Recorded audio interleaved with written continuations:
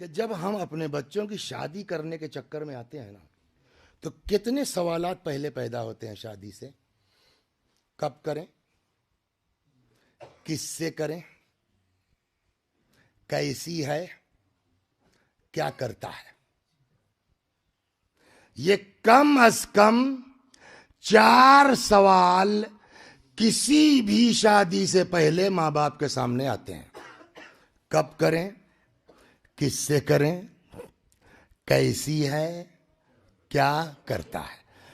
کب کریں میں 2 چیزیں ہیں, لڑکی کی کب کریں, لڑکے کی کب کریں.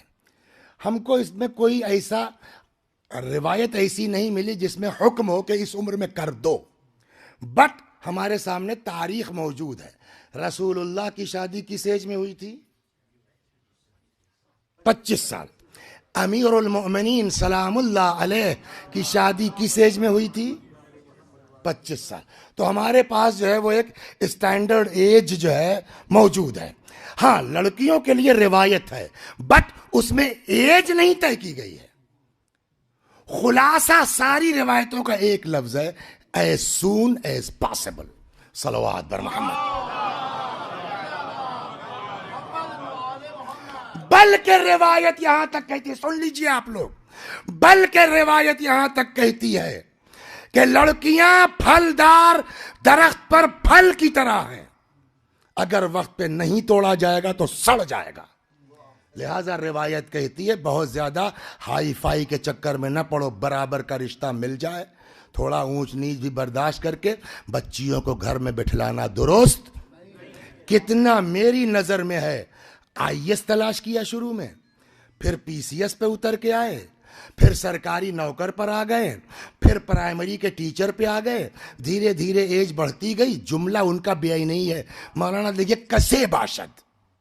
اسی آدمی نے مجھ سے لاسٹ میں کہا جو کہاں سے چلے تھے, آئی ایس سے, کہاں آئے پی سی ایس, پھر کہاں آئے سرکاری نوکر, پھر کہاں آئے ارے کوئی ماسٹر ہی مل جائے, پھر کہتے ہیں مولانا دیکھیے کوئی بھی مل جائے.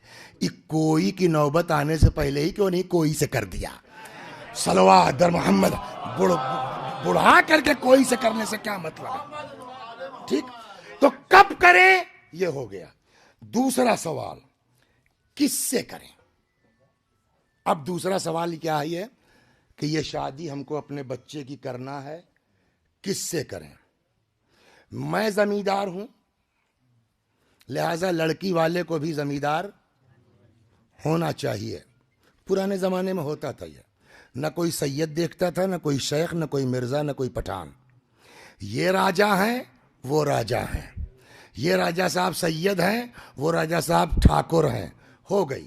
تو ایک زمانہ وہ تھا کہ جب اقتدار, مال, دولت بنیاد بنتی تھی.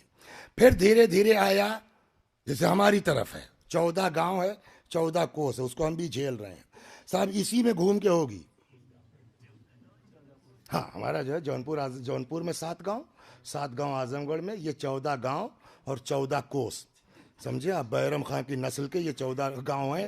جب ہوگی, اب نکلنے لگے ہیں لوگ, سمجھے آپ. اس نہ نکلنے کا اثر یہ ہوا ہے کہ عقل ہی کم ہوتی چلی جا رہی برادری کے ہماری. صلوات, اب نکلنا شروع ہوئے ہیں. پوچھئے ڈاکٹر صاحب نے سنا کہ بعید النسب کے فوائد کیا ہیں, دور سے رشتہ لائیے اس کے بینیفٹس کیا ہے. ڈاکٹر صاحب سے پوچھئے, کسی اس پر سیمینار ہونا چاہیے. صلوات, آیات اور روایات کی روشنی میں. یہ اور بات ہے, آپ کو 2 حدیثیں ملیں گی کہ لمرأۃ کابنۃ العم, چچا کی لڑکی سے بہتر کوئی عورت نہیں ہے مولا کائنات کی.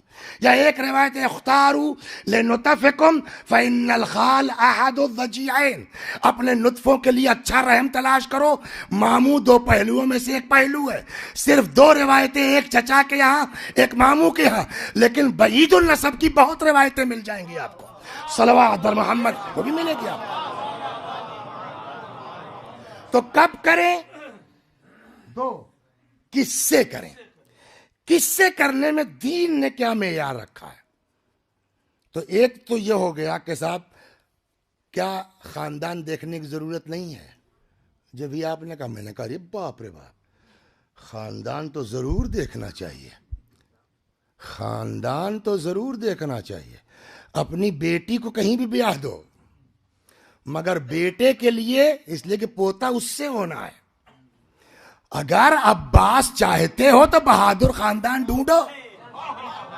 اگر خاندان اور خون اثر نہ ڈالتا ہوتا تو اچھا یہ بتائیے, مولا کو پتہ نہیں ہے کہ اس مدینے کے آس پاس کتنے قبیلے ہیں؟ یہ مدینے کے نہیں تھے لوگ, یہ کلاب, بنی کلاب مدینے میں نہیں رہتے تھے, یہ بادیہ نشین ہیں, صحرائی لوگ تھے, شہری نہیں تھے. آج کے زبان میں کہیے کہ لکھنؤ والے کی شادی کسی امرائی گاؤں کے اور پیچھے چلے جائیے آپ, صحرائی لوگ تھے. لیکن صلاحیت کی, عقیل کو پتہ ہے, مولا نہیں جانتے. سوال یہ ہے نہیں ہے, یہ کیوں ہوتا ہے؟ یہ تاکہ اس بہانے سے پیغام امت تک جائے کہ جب علی بغیر تحقیق کے نہیں کر رہے ہیں تو تم کو بھی دیکھنا چاہیے. اور سناؤں میں آپ کو, روایت ہے آپ کے یہاں بھی اور اہل سنت کے یہاں بھی. اہل سنت کی کتاب میں نہیں پڑھا, میں نے کتاب میں نہیں پڑھا. پرانے زمانے میں جب ریڈیو چلتا تھا تو رات کو مغرب کے بعد مکے سے ایک ریڈیو آتا تھا, نداء الاسلام من مکہ المکرمہ, اس کو بہت سنتے تھے ہم. تو اس میں ایک دن کسی نے یہ روایت نقل کی, چونکہ اچھا ہے تو ان کے یہاں بھی ہے. اس کا مطلب سنی شیعہ, میں نے کسی سنی کتاب میں نہیں دیکھا, اپنے یہاں تو دیکھا ہے. سنی شیعہ دونوں میں یہ ہے کیا, پیغمبر نے فرمایا, شگر صلوات بر محمد ایاکم وخضراء الدمن, پرہیز کرو گھاس سے. گھور کی گھاس کس کو کہتے ہیں پھر بتاؤں, آپ لوگ سمجھ ہی نہیں پائیں گے گھور کی گھاس کیا ہوتی ہے.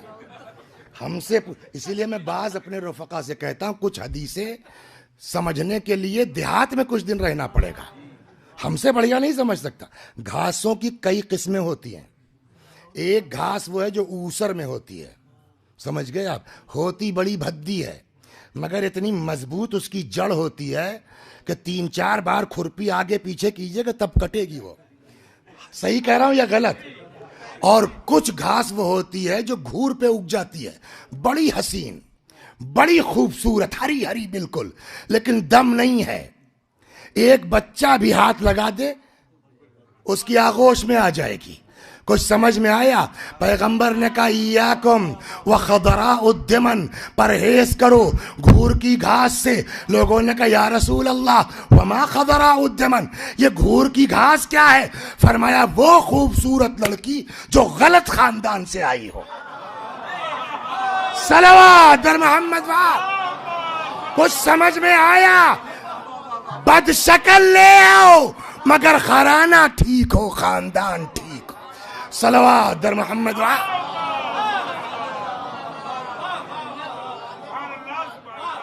ایاکم وخضراء الدمن, پرہیز کرو گھور کی گھاس سے.